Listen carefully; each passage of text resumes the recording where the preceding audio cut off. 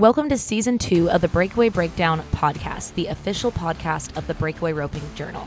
This season, we're bringing you all the interviews you love with the top ropers in the game, news about what's happening in the industry, training tips, and so much more. Plus, we're expanding to bring you news from other events that you love, like goat tying and tie-down roping. I'm your host, Casey Allen. Let's jump in. Hey everyone, welcome back to the Breakaway Breakdown. Yes, the usual listeners will notice that it is not your normal host, Casey Allen. I'm Taylor Volland, the host of the Short Score over at the Team Roping Journal. I'm stepping in for Casey just on this last episode of 2023. With it being New Year's Eve and the last day of the year, I figure there's no better way to say goodbye to 2023 and hello to the new year than by reflecting on the 2023 NFBR. On today's episode, you're going to hear from both the 2023 World Champion, Shelby Boisjoli and the NFBR average champ, Cheyanne McCartney. These clips come right after the 10th round of the finals after they both got their ginormous wins. And you're going to hear from Shelby first, followed by Cheyanne. This episode is supported by Fastback Ropes. Fastback's commitment to quality no matter the condition is something they pride themselves on, and it's made them one of the premier rope makers both inside and outside the pro rodeo world. Tell me what this means to you. It means the world to me, and this is the biggest blessing so far. Awesome. And I know 2021 you came in, number one, you had a big heartbreak.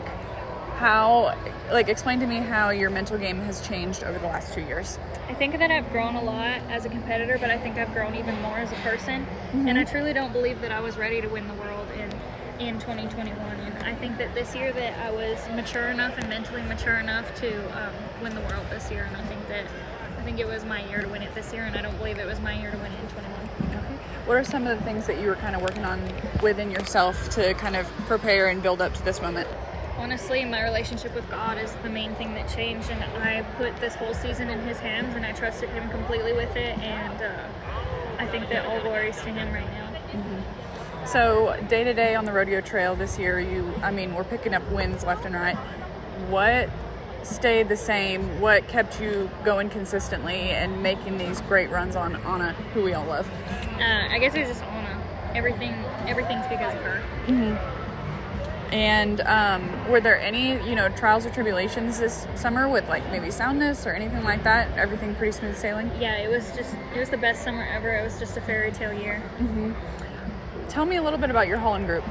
They're amazing. I travel with Kendall Pearson and Brady Good, and they're both super positive, super good people. They both have a great heart, and we all want to see each other do great things. Mm-hmm. Awesome. I love that you guys can push each other. So, coming into this, what were you thinking in the box? It's kind of like, this is mine to lose, in so many words. So how do you keep yourself centered and just do your job? Like I said, I just want to hit the barrier and catch the neck, and everything else is just something that you can't think about at the time. Mm-hmm. So walk me through your most memorable run of this 10 rounds. Probably the go-round that I won by myself, the fifth go-round. I've never won a go-round by myself before, and it just felt really good to come back from missing a calf. I was proud of myself to be able to pull myself out of that kind of slump and not let that get me down. Yeah, the calves were a little tricky. Yeah, the calves were great, though. They left good, and I think that everybody had a great chance. Mm-hmm. Now, one thing I really noticed was Anna just standing like an absolute statue. I had a clip of her standing still for 30 seconds or something before y'all made her run. Tell me about that mare and obviously horse of the year, but just tell me a little bit about her and what being here with her was like this year. I think the main thing to describe that mare is confident, and she just has so much confidence, it's unreal. She really does, and she loves her job, and she loves to win. Awesome. This morning was a little dramatic with the whole thing over at the Thomas and Mack. How long was it until Haven was able to get over here? He actually made it in time. He got here right at 2 o'clock when the awards started, so he was here, and it was good. And even if Haven wasn't going to make it, I feel like I've done this a lot without him here all summer, and obviously I would love to have him here, but I was still confident that in what I do and me and my horse and my run, that if he didn't make it, it was still going to be okay.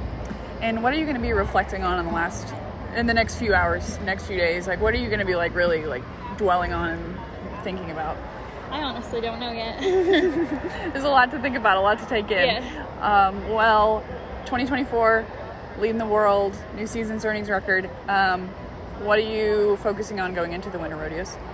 You know, I haven't even got there yet. Okay. I think I'll sit down and probably write down some goals and figure out what I want out of my 2024 season. But right now, I'm just going to ride this out.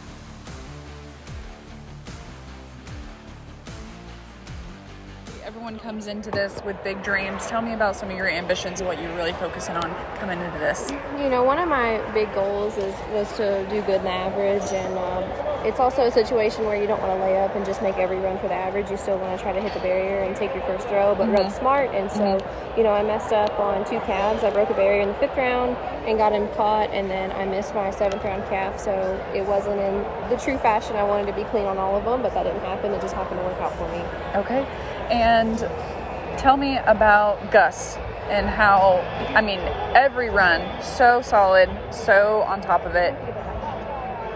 Tell me about how you managed him. You know, did he need managing? Did he need tweaking? Talk me through that. I bought that horse last year at the end of October, and I was actually planning on bringing him as a backup horse out here. And I rode him at some jackpots just to kind of get to know him, and did well on him. And so I decided to ride him here last year, and I was the high money winner on him here last year. And I've rode him most of the year. I would say 3/4 of the year. He's taken all the runs, and so he's just a really solid horse. You know, he's good in the box, he's fast, and he's never going to take a throwaway. And I just have a lot of confidence on him because he gives me a chance to get my rope on a lot of calves. Okay. And tell me about how you prepared mentally for this. You know, my motto kind of stays the same all year round. I roped the normal amount that I roped and made practice runs, quality runs, didn't overthink it. You really have to treat this just like any other rodeo. You can't let it get too big because then you change the way that you do things. I just try to focus on my fundamentals and my game and what I do well, and come in and do that to the best of my ability. Did anything change from day 1 to day 2? Not really. You know, the major hiccup that I had was in the 5th round breaking the barrier, but I got him roped, so I wasn't too terribly worried about that because I came in 2nd in the average today. And then when I missed my 7th round calf, that was a pretty bad shot in the foot, but I was able to rebound and come back, and luckily I have a support team behind me that just believes in me and makes me believe in myself, and so it worked out. Yeah. Talk to me about the calves here. We thought they were going to be super solid, and they were kind of tricky. They were tricky.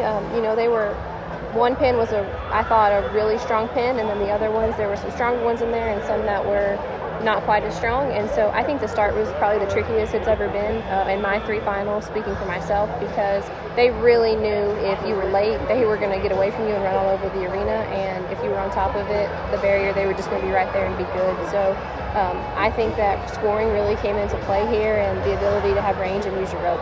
Okay. How did you determine how much you were going to see? Just based on notes or No, we just had a video of all the calves.